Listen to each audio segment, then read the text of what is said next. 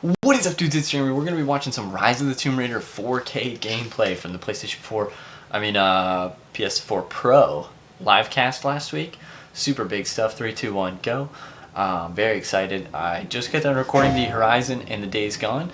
And so now Tomb Raider is going to be the last one that I'm checking out. Still here in New York City broadcasting, and I am talking to Scott. I was a big fan of the last Tomb Raider game by Crystal Dynamics. About Rise of the Tomb Raider.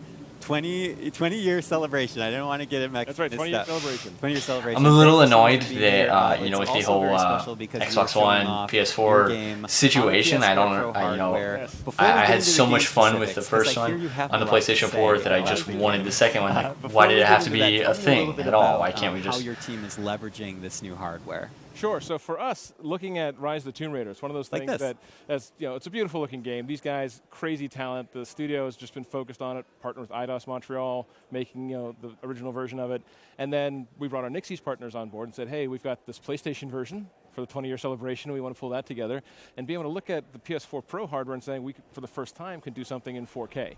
And so for us, being able to say, look at what we can do, take all of these pixels and make these horizons go on forever. You can actually see this blobby mass. I was super impressed with the first Tomb Raider. I thought it was not an early release, but an earlier release for the console, and it looked great. It looked incredible. Something we hadn't been able to do before, right? Something we hadn't seen on consoles this way. So it was great for us to be able to dive in and say we can bring it to that truest version. All right, I don't want to see this TV. Show me the real deal. Let me see it. Today, we kind of saw the camera pan around Lara, and we got to see some of the ways that the lighting just really pops. I mean, I feel like your team especially just does environments and lighting so well. Do you feel like that is also a benefit to you with this new hardware? Yeah, I mean, for us, for sure. Just for the Rise of Tomb Raider itself, we had to reinvent our lighting pipeline. Like the things we've done, we actually, with Neo, PS4. No, I shouldn't be so, I'm not annoyed about what they're saying. We got to get used to that. They have good things to say. I like hearing from the developers, but I just want to see some footage so bad. Be able to actually do things, even with tessellation, the curves to be smoother,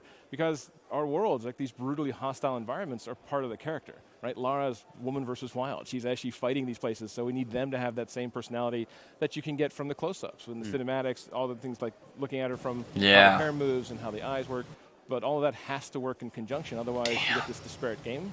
So for us, it's some of the best in the business. We love these things. Like, this looks impressive enough, but I want to see some of the open world stuff like we saw with Horizon. Celebration. That's right. Wow. It sounds like you guys have gone big.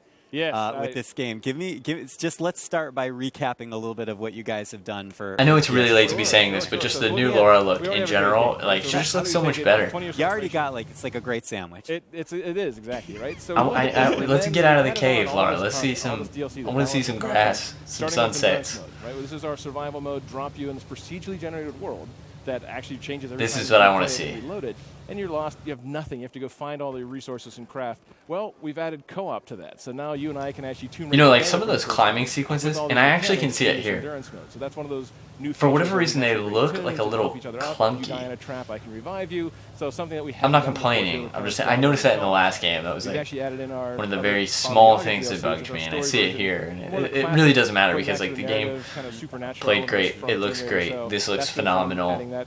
I'm super excited. And then the third DLC pack was is that it? So this was kind of this crazy. Oh man, there's a lot of time. All right, I'm gonna link the original video. That's all I've got for now. I think I've gotten out everything that I wanted to say.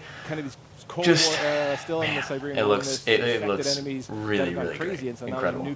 Very excited to play. Anyways, let me know what you thought, dudes. I mentioned this in the last video. Let me know where you're at as far as like, do you own a PS4 and you're gonna upgrade to the PS4 Pro, or you still haven't bought a PS4 and you're just gonna start with the PS4 Pro, or if you feel like this is something that is even worth buying into, or if you're okay with not having 4K, because a lot of people are, including. But beyond that, this is her earning her birthright. This is that kind of baton pass from what my dad sees. Just let me know what you thought. Feel free to like, comment, subscribe, and we'll see you in the next video, dudes.